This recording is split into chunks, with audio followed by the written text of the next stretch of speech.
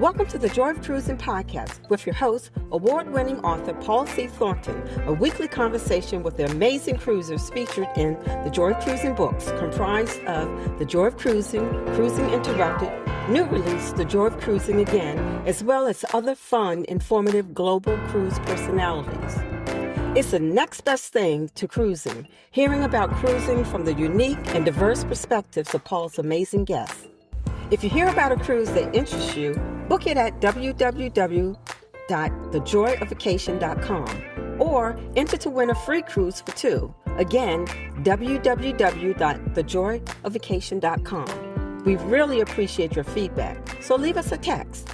Paul can't reply, but he may read your text on the air. Hello, passionate cruisers. This is Paul, and I am delighted to welcome back to the Joy of Cruising podcast Ben and David, creators of Cruise with Ben and David, one of the top cruise brands in the world, certainly when it comes to content creators and cruise influencers. They have a massively successful YouTube channel with over 320,000 subscribers, in the top 5 of all cruise channels. This is the third time Cruise with Ben and David has been on the Joy of Cruising podcast. And you can count on one hand the number of guests appearing on the podcast for the third time. Their two previous episodes were episode 35, Cruise with Ben and David, and episode 89, Cruise with Ben and David. Oh, by the way, their two previous appearances on the podcast are the top 2 most listened to episodes we have ever had. Is that a humble brag? It's been over a year, so I wanted to catch up with Ben and David. Besides, I recently watched one of their shows and learned, much to my surprise given their prolific cruising, that they have just cruised for the first time on Holland America Line. It gets better. Their cruise was on HAL's Flagship, the Rotterdam. Well, Cheryl and my next cruise, Rotterdam to Panama Canal. Welcome back, Ben and David, to the Joy of Cruising podcast. Hi, Paul. Hello. Thanks for having us back. It's nice to be back here, isn't it? It is. It's lovely to be back. I think this is our third time, is it now? I think so, yeah.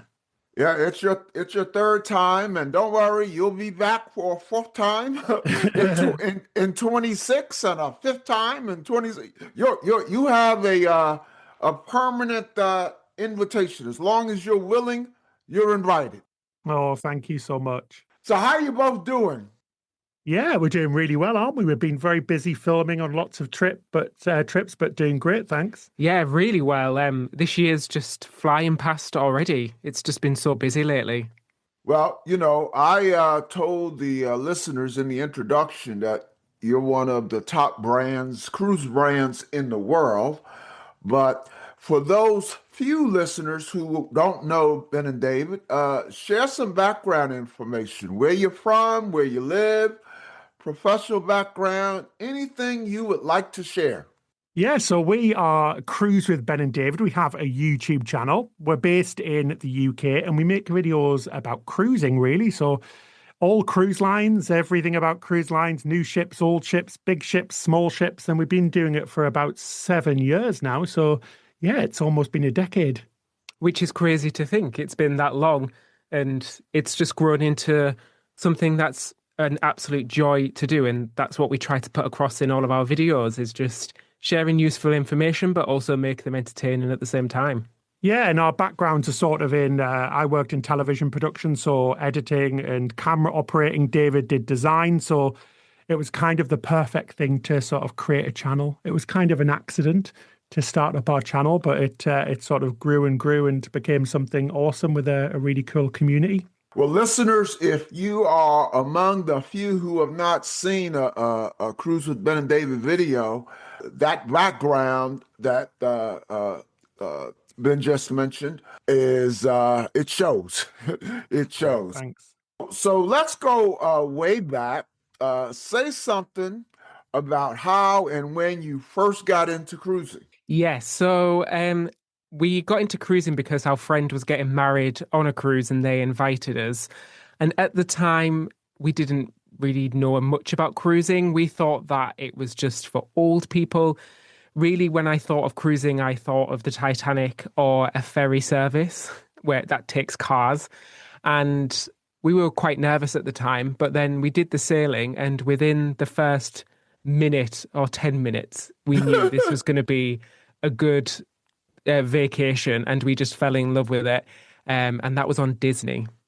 Yeah, we were shocked. We were really not expecting it to be so good, and we just kind of fell in love with it straight away. We love the concept of being in a cabin the whole time, but moving around to different countries and ports without having to unpack or anything like that. And yeah, it's how it all started, really. It was kind of, again, like an accident. It wasn't really planned. We only went on that cruise because our friends were getting married during the cruise, and it's now our life now, which is really crazy. And if I recall correctly, that was a Disney cruise, right? Yes, it was on the Disney Magic. It was back in 2014. So yeah, 11 years ago. It's been over a year since you were last on the podcast. So catch us up on your cruising in the last year, up until your last cruise, which is our main topic of conversation, and that's the Rotterdam. In addition to the Rotterdam, I also want to ask you specifically about Explorer Journeys, a cruise line that left a lasting impression on us. So I'm curious to hear your thoughts. But other than Explorer and Rotterdam, what have you been up to? Gosh, yeah. So we basically sailed on most of the new ships that have came out during the last year. But we've done some awesome trips as well, including we did an amazing cruise to India, down to Sydney and Australia and New Zealand, and then Japan. So we've really quite done some amazing things this year, really, haven't we? We haven't. I'm sorry for interrupting. Sorry. What was that grand itinerary on that you just mentioned? So we sort of hopped from ship to ship on our way down under. Oh, okay. The journey started on a Royal Caribbean ship cruising India. That finished us in Singapore. And then from Singapore, we flew down to Australia to then hop from ship to ship around Australia and New Zealand. Wow. That sounds amazing. It was incredible. So anything else? What other major cruises have you been on? Well, we ticked off all the continents this year as well, which is a crazy thing to think, because we visited Antarctica on our first expedition cruise, which was an incredible journey. And it was a journey as well, because that is nothing like a regular cruise. That very much felt like an expedition. Yeah, it was crazy. So we got to visit, obviously, Australia first and to tick off that continent. Then we went to South America to join the ship to go to Antarctica. Tiny ship, just 100 people, completely different to a normal cruise. It was all expedition. So we didn't have a set itinerary or anything, but it turned out to be one of the most incredible experiences and cruises ever. Very different to normal big style cruising, but we got to see millions of penguins. We got to step on the snow in Antarctica. It was incredible. Now, what vessel was that? So that was with a company called Poseidon Expeditions. And the ship was called, I'm trying to think what it was called. It was tiny. Sea Spirit. Sea Spirit. So the ship was called Sea Spirit. Yeah. And she was just a small expedition ship. She was built to sort of crash through the snow and break up the ice, so an icebreaker ship. And she didn't have any of the big bells and whistles of all of these big ships, but she was just there to sort of get us to an amazing place, and it was amazing.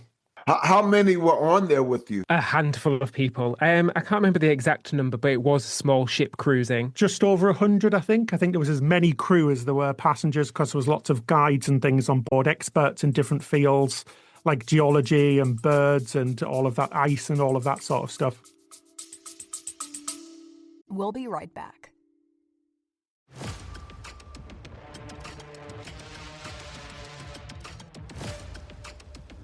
Do you have a dream car? Mine is the Lucid Air. Are you intrigued by electric vehicles?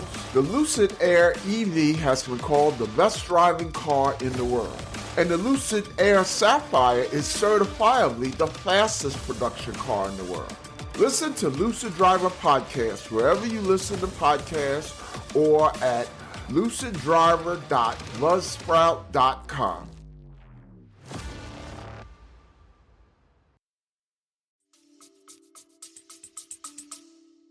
Let's talk about HAL Rotterdam. I was pretty shocked when I was watching your video, and it mentioned that you had not been on HAL. No. Wow, how could you miss that when all the cruises you've done? What motivated you to finally try HAL? Well, the fact that we hadn't been on it was the biggest motivation to try HAL, because it was one of the last sort of major cruise lines that we hadn't sailed on. And it's not something that we actively avoided. It's just that it just never lined up for us to sail on them, really. And we thought we'd need to make an effort now to actually try out HAL, because we were getting so many questions, so many people asking, had we sailed on them? What did we think about them? How did they compare to the other cruise lines? So we wanted to try them for ourselves so we could give out that advice and scratch that itch as well, because we needed to tick them off our list. Now, Rotterdam is HAL's newest ship. Is that why you chose it as your introduction to HAL, or just happened coincidentally? I guess we chose the Rotterdam not only because the itinerary was close to us. It was departing from a port. It was departing from Rotterdam, weirdly enough, which isn't very far from where we live. It's only an hour away by air. But we wanted to try the latest and greatest in what HAL's offering, because we know some of the older ships can be a little bit different. They don't have all of the bells and whistles and restaurants and everything. So we wanted to sort of experience everything that Holland America was offering right now at its best. And I'm glad we did. Mm-hmm. What was your itinerary? So this was a Norwegian fjords cruise. So we departed from Rotterdam and made our way up to, I'm going to butcher all the names. So we went to Kristiansand, Oslo, Stavanger, and a few other places around the fjords. But it was a really nice itinerary. And we had beautiful scenery. I was going to say we had quite a bit of scenic sailing as well, which was really pretty. Take us through to Rotterdam, and you know, as I mentioned in the intro, that's our next ship. So I have you on here because I love to have you on here, but I also have you on here for a little selfish interest, where we're getting on Rotterdam in a couple of months. So get us excited. Take us the Rotterdam. Yeah, the Rotterdam is really a lovely ship. She's quite obviously new, but she has a very traditional feel in terms of it's like the cruising of the past, so quite dark woods and very elegant and lovely. A small ship as well, which is something that we enjoyed as well. So she carries around 3,000 people, which is like under half of what some of the mega ships carry now. So that feels like a nice, comfortable size. Lots of restaurants, lots of areas to chill out in. The theatre's really nice. It just feels like a really nice, comfortable, traditional style ship, didn't she? Yeah, that's the first thing that we felt like when we got on board. She just felt really comfortable.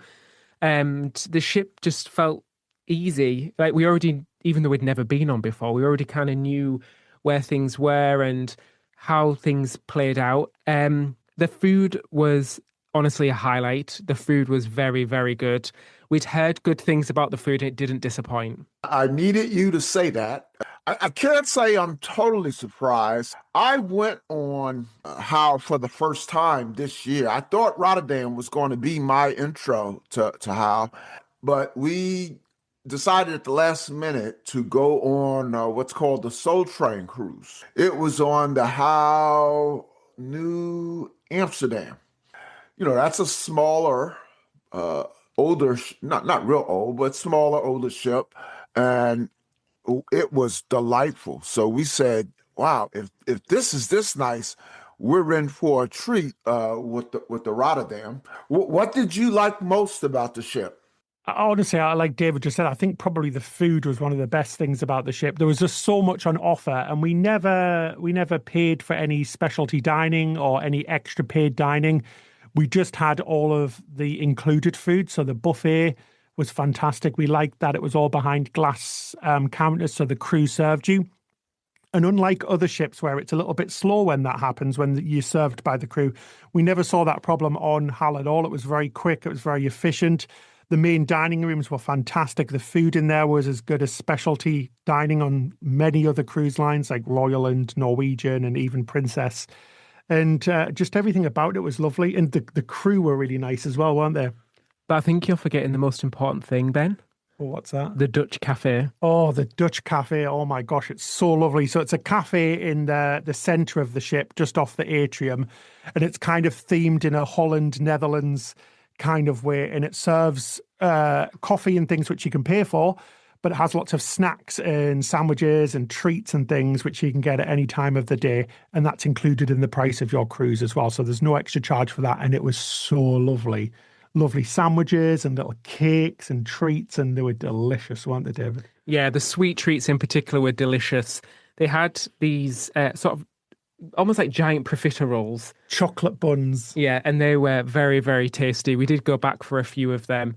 And the cookies as well were very good. Oh, gosh, yeah. The cookies were huge. They were like 5 times the size of regular cruise cookies, and they were so delicious. There was just so much nice food just about everywhere on the ship. It was like we did feel at some points we were just eating all day long, which we're not complaining about. It was very lovely. I don't know if it was good for our trouser sizes and our waists, but it was very good on our stomachs. It was very delicious. The Dutch Cafe, is that open late night, or is that all 24 hours or what? I'm not sure if it was 24 hours, but it definitely was open most of the time, I would say. Yeah, from early in the evening. morning till the evening, yeah. Yes, I thought the food was great on the Soul Train cruise. Now, in part, though, the Soul Train cruise, they had a group of chefs, sort of celebrity chefs, who obviously, in keeping with the theme of the cruise, a lot of the food was soul food. So it's hard for me to judge fairly HAL's food because it was so good, but I don't know how much of it was due to these 4 celebrity chefs who come on for the Soul Train cruise, and how much was due to HAL, because they had the celebrity chefs. They had stuff that was displayed on the buffets as well as in the main dining rooms. They did the total menu in the main dining room. So I was very pleased with the food on New Amsterdam, but I didn't know if that was typical of HAL food. But you the way you sound, yes, that's their food is good no matter what. Definitely. Did you go to any shows? We did. So one thing that we noticed about HAL, which was very different to the other cruise lines, there wasn't really any sort of really big production shows. It was more about having live bands sort of around the ship, full live bands. So not just somebody playing a guitar. It was a full kind of rock band, and they'd have sort of 2 or 3 on at the same time. So we were really impressed with the music offerings. We saw on the Rotterdam just how big music is on Holland America ships. So they had several bars, the Rolling Stones bar, the Billboard bar, a big kind of sort of playhouse as well with live bands and stuff. So it was something very different to what we've seen on other cruise lines, where there wasn't as many big production shows. You had all of those different bands and different types of music, which was really cool to see. What about comedy? Did they have any comedy? Not on our sailing. I don't know if that is because it was from Europe and they sort of focused more on the music. It was definitely a very European crowd on board. Lots and lots of Dutch people, so people from the Netherlands, which makes sense as it was departing there. So I do wonder if maybe they didn't put on comedy because of that. Maybe there's a language issue. It was a lot of music instead. So even the visiting acts were very sort of like music based instead. So having been on your first HAL cruise, what's the verdict? You going to try them again? Yeah, I mean, we really enjoyed HAL. It was a really nice experience. Like we said, out of all of the Carnival ships, because Holland America is part of the Carnival brand with other cruise lines like Cunard and Princess and obviously Carnival, we think that it had sort of the best offering for food, maybe not the best entertainment, which is fine because we would much prefer the food to be better. And the ships were really lovely as well. We did notice that there was an older crowd on board. It was something that we noticed, and everybody was still really, really lovely.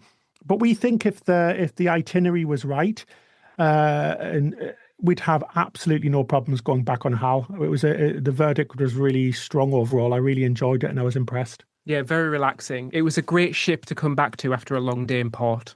Last question about Rotterdam. Give us something to look forward to. What's the one best aspect of the Rotterdam for you guys? So again, we're on food, unfortunately. But they do a lot of like special food events. So on our sailing, they had a cake party in the buffet. This was on the last day of our cruise. It may be different on different cruises, where they did tons of cake. I think I saw that in your video, right? You didn't you? Yeah, it was like cakes for days. Yes. Yeah. It's called Cake Away. Cake Away. Oh, it is crazy, yeah. But there was lots of little things like that where they do sort of little special things, and that was just really nice, wasn't it? It was so good because so many times we've been on cruises lately where the food is okay, but you've got to pay for better food. And this was just such a lovely surprise to always come back and know that you're going to have great food no matter where you were on the ship. That was definitely the highlight for me anyway. Now, I was actually going to reach out to you guys a couple of months ago or earlier to come on because we recently went on Explorer Journeys, and I saw that you went on Explorer Journeys. But then you gave me an even better reason to have you on when I saw that you went on Rotterdam. But let's talk about Explorer Journeys. Not going to lie, our last cruise was on Explorer Journeys. And we were absolutely amazed. In fact, on each cruise we generally do a podcast and give our reflections. And I think an exact line out of our reflections was something like, I don't know how I'm going to get on another ship. I mean, I found it amazing. What were your thoughts? Honestly, I think we had an equally similar experience because we went on Explorer 1, so the first ship. We know that there's a few around now with a third coming, I think, soon as well. All identical, all of the ships, which is kind of cool, a little bit like Viking. But we really didn't know much about it before we went on because we went on it quite early days. So we went on knowing that it was an MSC ship, so we weren't sure exactly what it was going to be like. They're owned by MSC, I should say, Explorer Journeys. And we were equally blown away. The ships are gorgeous, really small as well. The cabins are beautiful. The food was fantastic. The crew were lovely. We definitely want to go back on. They were really good, weren't they? Yeah, really good. From the moment you stepped on board, you were handed a glass of champagne. I thought this is going to be a good cruise. It just all felt a little bit exclusive almost. It was a really lovely experience. The ships are smaller, very similar size, I would say, to Viking cruises ships. Do you agree with that, Ben? Yeah, very similar size, yeah. But they felt like, I'd say, the relaxation of Viking, but a little bit more almost glamorous, almost. Yeah. A little bit more elevated that way. Whereas Viking feels a lot more comfortable. These felt a little bit more glam. Yeah, we also went on Explorer 1, and the food was the highlight. I mean, I up until that cruise, my favorite food was on Celebrity. And, I don't want to say anything bad about Celebrity, but it couldn't even compare. I mean, it was amazing. And I could have eaten, I mean, if the specialty restaurants weren't so good, and when I say specialty restaurants, that's with a grain of salt because you don't pay. So they're specialty restaurant quality, but they're included with the exception of one, which we didn't try.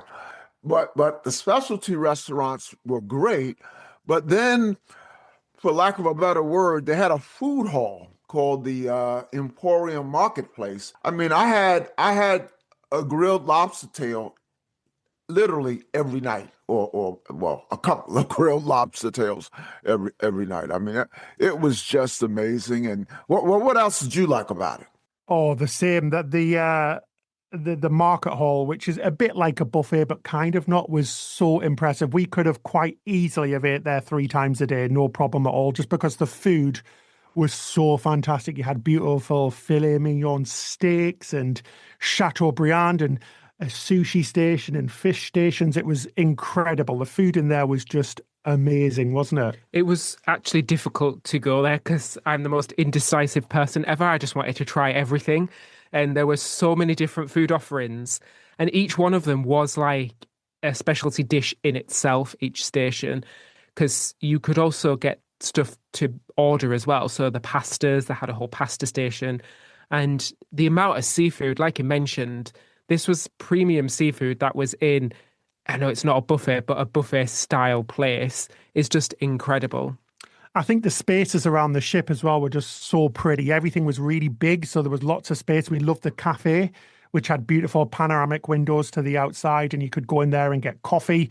Nothing was an extra charge. Everything was sort of included with all of your snacks and everything as well, it was so lovely. And the crew were just absolutely fantastic. They were so attentive, and you never really had to ask for anything. We never had to ask for drinks to be refilled. Everything was kind of just done automatically. It was very impressive.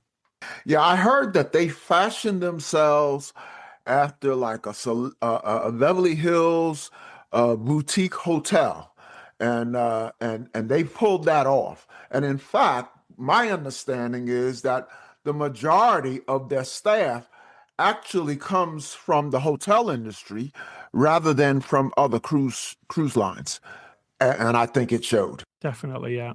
Now, while you were on board, did you buy a Rolex? No, I think the budget was blown by just going on Explorer in the first place, but that would have been a nice little perk, wouldn't it? There was some very, very posh, bougie shops on board, which nothing had the price on, so I think it was a little bit too expensive for us. We did have some onboard credit left over at the end of the cruise, and we thought, oh, let's go to the shops to treat ourselves. we struggled, I think, to find something that was in our budget. I think we had about $200, and all we could afford, and it was like a moisturizer cream that was like $190. It was very expensive, high-end things in those shops, but yeah. Yeah, we went up to the spa, and we were going to get a couples massage. Let's just say we didn't get it. we went in planning to get it, but we said, we'll wait. We'll pass this time. Yeah. But, yeah. So I'm glad to hear that you found Explorer Journeys the same as I found it. I have a episode coming up, the 10 best cruises we've ever taken. And, oh, nice. And clearly, Explorer made the list. I'm not going to say where it fell in the 10 because I don't want to scoop the episode. I can't remember if this show is on before that show. I don't think it is, but anyway, I'm gonna hold off and not say where Explorer ended. I tell you what, though, after I do the top 10, I'm wondering will Rotterdam kind of make its way into that top 10. That's going to come out, before we get on Rotterdam. But I wouldn't be surprised. If what I've heard about Rotterdam, I wouldn't be surprised if it kind of squeezes in the top 10. Absolutely. So let's talk about the future. I know that you always have great things coming up. What do you have booked? Gosh, so yeah, we're basically, first of all, trying to get on all of the new ships. So we're going to be on Star of the Seas, all of the new Disney ships. So there's 2 brand new Disney ships coming out. We're on the first cruise for Disney Destiny, which is going out of Florida. Then all the way the next month in December, so that's in November. In December on the Disney Adventure, which is their brand new type of ship, which is going to be sailing from Singapore, which is really cool. And then in between that, we've booked some more unique and interesting cruises or cruise lines that you probably never heard of, especially now we're sailing to places like Singapore and places like that as well. Yeah, so we're going to be sailing on Genting Cruise Line, which is a cruise line sort of based in Asia. We're going to be sailing on Celestial Cruise Line again. And just doing lots of things. We've also got a really exciting trip next year planned with Viking Cruises, which we haven't sailed on in a few years. An amazing cruise line as well. And we're going to be sailing from China to Hong Kong, which we're so excited about. So we have really been enjoying the more unusual cruises on cruise lines that we don't tend to sail on much. But we're going to be on all of the new ships. We're even booked into sort of late 2026 on the brand new Legend of the Seas by Royal Caribbean and the Norwegian Luna with Norwegian Cruise Line. And we're also going to be going back on to MSC cruises for the first time in a while on the World America later on this month from Miami. So we're excited to get back on there. Hopefully no problems with filming this time, but we're excited to give MSC a chance and see what they're like in 2025. MSC going to let you back on, huh? Yeah. We've already spoke to them. We thought this time we better tell them we're coming on board, and they're completely happy with that. And sort of all of those issues have hopefully in the past. So we're looking forward to getting back on board. Yeah, for the listeners, Ben and David have had kind of a running, I don't know, just to choose a word, soap opera with MSC. You can hear a lot about that in our last episode where I had Ben and David on. If you missed that, it's really, really good.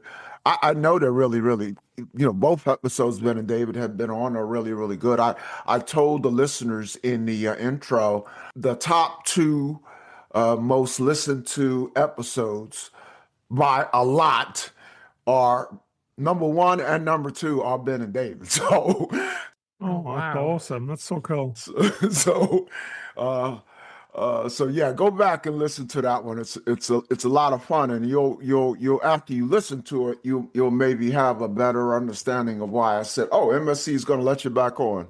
Yeah, exactly. Now, when you were talking about the new ships coming up, one was conspicuously missing, and I'm not all that surprised because I didn't get the sense that you had a great experience on Sun Princess.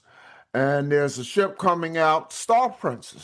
Oh, I forgot we are on that. Oh, okay. So I forgot to say, we're on the inaugural for that one as well. Okay. So you're not mad at Princess then? They had a few issues. I don't think that ship was quite ready when we went on it last time, because we know it was delayed.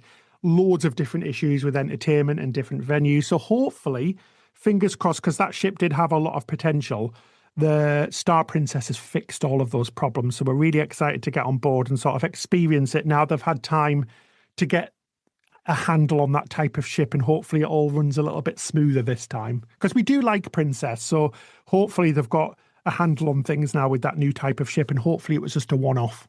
Okay. Yeah, I am booked on Star Princess. As a matter of fact, not a back, I guess it's called a side to side. Right after we get off Rotterdam, we're walking across the pier or riding across the pier to get on Star Princess. I had booked Sun Princess, and I kept pushing it back because they kept, they weren't clear on this, what's it called, Deck 19 or Area 19.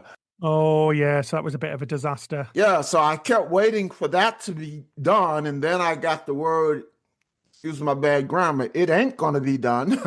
So they've ripped it off. They've ripped it off the ship now, which is crazy. Yeah, so I said, I might as well, Star Princess is out, and so I might as well just wait. So I'm now going to get on that. Okay, still talking about the future. What remains on your bucket list? Oh, there's so much, isn't there? There's just so much to do in the world. It's crazy, but we've still got quite a few things we want to do, haven't we? Yeah, we've still got quite a few sort of big milestone cruises that we haven't done. For example, like the Panama Canal. That's a big one that we've never done before. We'd love to do that at some point in the future. Oh. I'd like to do more of the Pacific Islands. We did Hawaii to Alaska a few years ago. I'd like to go the other way. So from Hawaii going over to Fiji and places like that. How about yourself, Ben? Yeah, I've been loving cruising Asia as well. It's such an amazing place with so many different cultures and countries. So we've got a few more of them coming up, which definitely ticks off some bucket list items. And we've still got lots of cruise lines we haven't sailed on, especially some of the more premium cruise lines like Oceania Cruises, Regent Seven Seas, Azamara. Obviously, we can't do them all at the same time because they're very, very expensive to go on board. So we'll be looking out for bargains for those types of cruises. But yeah, and some things like we'd love to do some more kind of like themed cruising. I'm a big Star Trek fan, so I'd love to do like the Star Trek cruise, which would be very cool to do. And there's some other things that would be awesome to sort of experience. So yeah, there's lots of different things we'd still like to do. Well, two things you mentioned that I can't believe I've done something that you haven't. One is steam cruising. So I've done several theme cruises, and I'm going to tell you right now, once you do one, it sort of like what I said about Explorer. Once you do it, it's going to be hard to get back on a traditional cruise. Uh, Yeah. there is nothing like theme cruising. In fact, we have that coming up. We're going back on the Soul Train cruise in February. Oh, nice. But the other thing you mentioned that I beat you to is Panama Canal. That's where we're going on Rotterdam. Oh, nice. Nice, Oh, yeah. lovely. We've flirted with the idea of Panama Canal. I think we've actually had it booked previously once, as yeah. well, but unfortunately it didn't work out the cruise. So it still is there on our bucket list, waiting to be ticked off. Well, it's always good to catch up with you guys. Before we let you go, a couple of light, even fun questions. Now, I had to throw in a little wrinkle for those few guests who've been on 3 times. I have a special question for you because this is your 3rd time. But let's start with one that I tend to always ask my guests. First of all, welcome to the Cruise with Ben and David fans and friends listening. So that your fans and friends and my listeners can get to know you better. Let me ask a few questions I asked repeat guests. So tell your friends and fans, how do you spend your me time? I love gaming, so I love gaming on my PC. So playing games, I've got a bunch of friends who we all get together and sort of play games.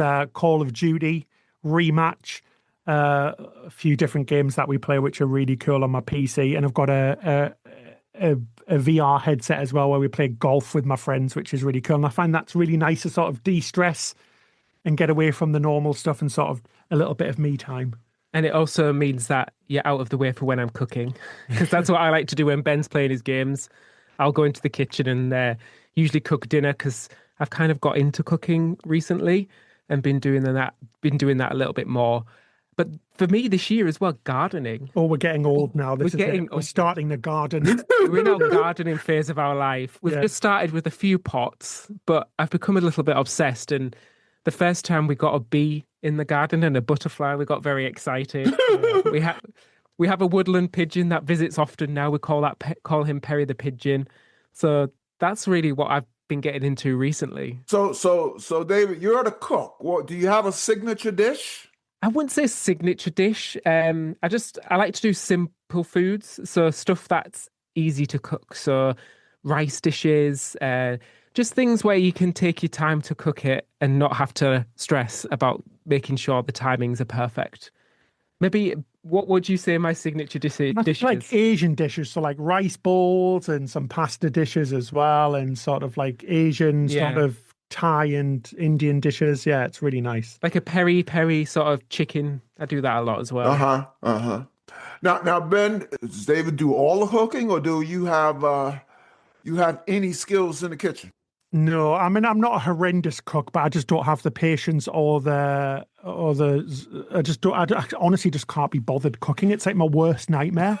I can cook, but I really just don't like it. It's just You're a good cook. It's the mess that it makes, and I just find it frustrating. I just don't have the patience. I'd say actually Ben is a better cook than me. I just get bored. But I don't think I'm a better cook. You used to bake a lot. You were very good at cakes. Yes. You used to bake a lot of cakes. Especially during COVID, I went through a baking phase and put on about 20 pounds during that baking phase because we were eating a lot of cakes and good stuff. But yeah, I just don't have the patience. You do still cook, because if there's ever a time when we need to make Yorkshire puddings, that's Ben's specialty, because they always come out like pancakes when I make them. They never rise.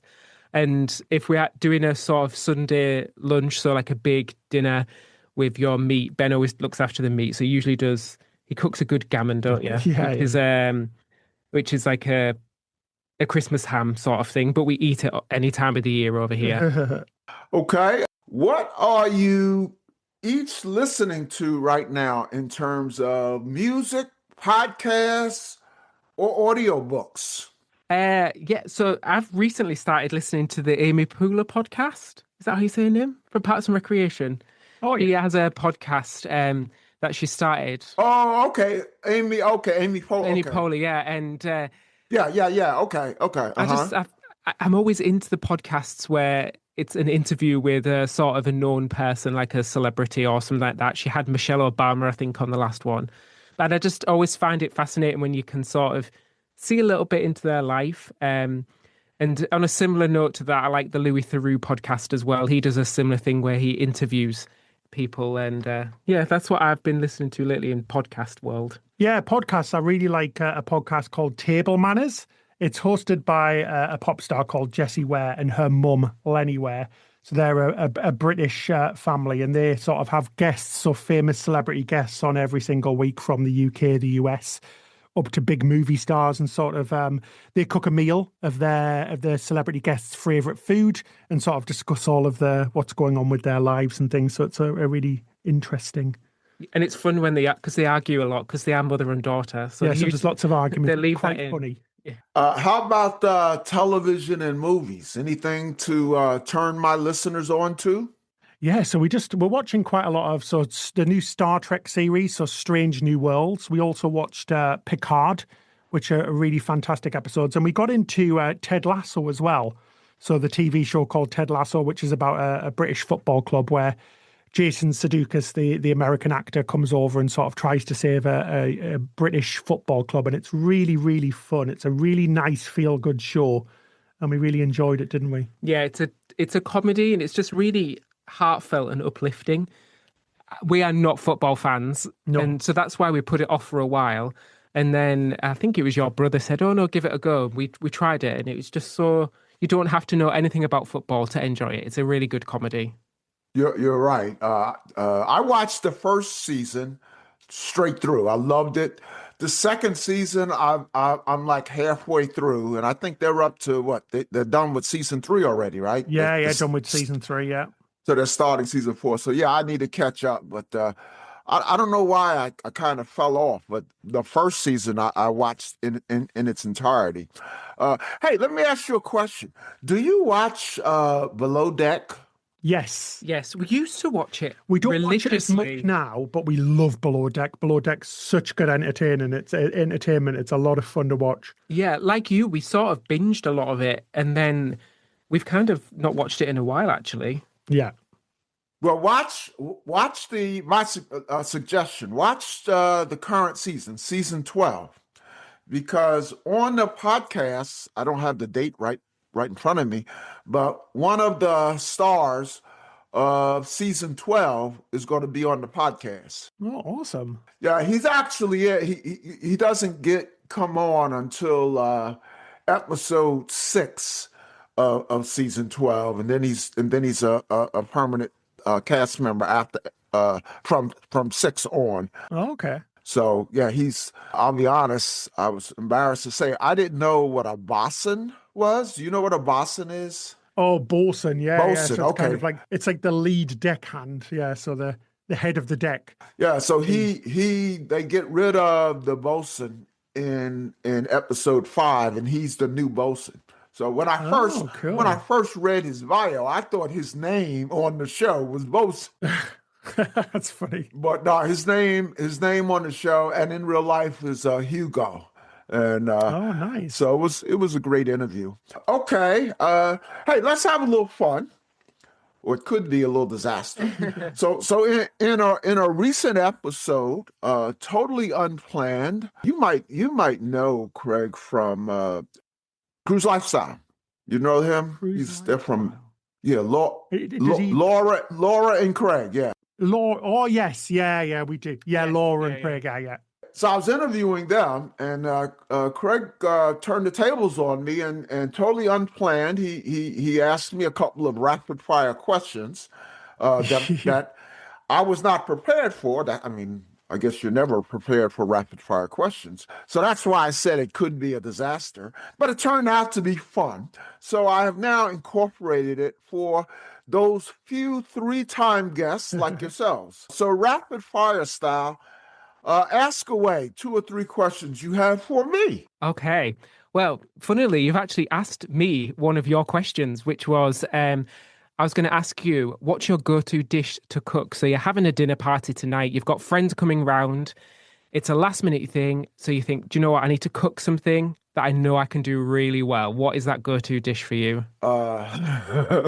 Well, I'll tell you what my go-to is. Not my go-to dish. My go-to is, hey, hon, we got company coming tonight. She does literally 100% of the cooking. So I wouldn't trust me with boiling an egg. That's really funny. Sorry to disappoint you, but I can't come up with. Now she's done some dishes that I can call my favorites, but no, I'm the wrong person to ask about cooking. Oh yeah, well, what is your favorite dish then? That's a good one. What's your favorite food? If you're on a desert island and you could choose one last meal, what would it be? I know this is probably cliche, but it would have to be something with lobster. Oh, nice. You're a lobster fan.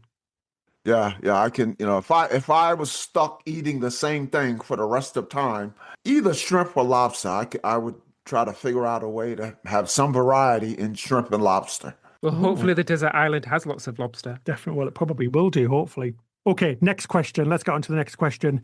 If you could invite anybody, dead or alive, onto your podcast, and it doesn't have to be with cruising, who would it be? That's a tough one. And I've actually thought about that, not so much in terms of the podcast, but just in terms of I think I saw a question if you could have dinner with anyone dead or alive.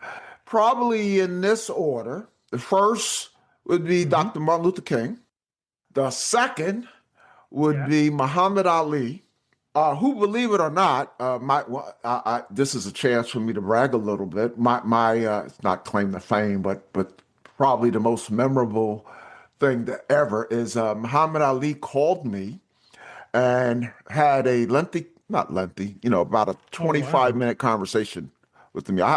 One of my brothers had a personal connection with Ali and his management, and I got very sick back in 1985. I mean, sick enough to almost die. And so I was I had come out of the hospital. I was convalescing, and my brother, he lived in Las Vegas. He called me. My wife handed me the phone and said, "It's your brother." And I answered the phone, and it was this very hushed voice. You could hardly hear him, but it clearly wasn't my brother. It was Muhammad Ali. Wow. And I could hardly make out anything he said because he was, this was when he was kind of near the end, and his voice was very halting and what have you. But the one thing I heard clear as day, and that I will hold on to for the rest of my life, is he said, "I'm praying for you." Oh, that's awesome. That's so cool. True story. I actually wrote about that. I wrote a memoir about my situation 40 years ago, almost 40 years ago, and I have a chapter in the book called Muhammad Ali. So, awesome. And then the third person, I said Martin Luther King, Muhammad Ali. The third person is Barack Obama. Oh yeah, definitely. That's awesome. I'd love to meet Barack Obama. But they'd have to have a few drinks because you'd want to hear the stories. Oh yeah, you'd want to hear that. You'd want to hear all of the more interesting stories for sure. I don't want a polished political statement. I want to hear the stories behind doors. Yeah, me too. Yeah. Don't talk to me like you're on television. Yes, definitely. You want the real stories and the true stories. Let your hair down, Barack. Yes, absolutely. Thank you so much for coming on. It has been great chatting with you again. I am reasonably certain, let's say I am hoping you are agreeable, that you will come back as a 4-time guest. But until then, all the best.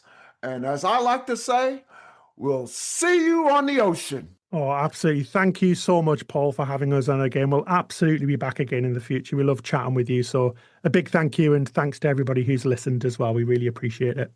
Yeah, thank you so much for having us on. And until next time, we'll see you on the next one. Yeah, absolutely. The Joy of Cruising and Cruising Interrupted, each $16.99 plus shipping, and new release, The Joy of Cruising Again for $18.99, can be ordered at the link on thejoyofcruisingpodcast.com. For each of the 3 books, use the discount code Joy of Cruising Podcast and get $4 off. The Joy of Cruising books are also available at Amazon. Order the ebook at Amazon or your favorite online retailer. Stay in touch by joining the Joy of Cruising Podcast Facebook group or following the Joy of Cruising Podcast on Instagram. We're constantly adding new shows. Please leave a review and tell a friend about us. We hope you enjoyed this brief escape to the ocean. See you next week.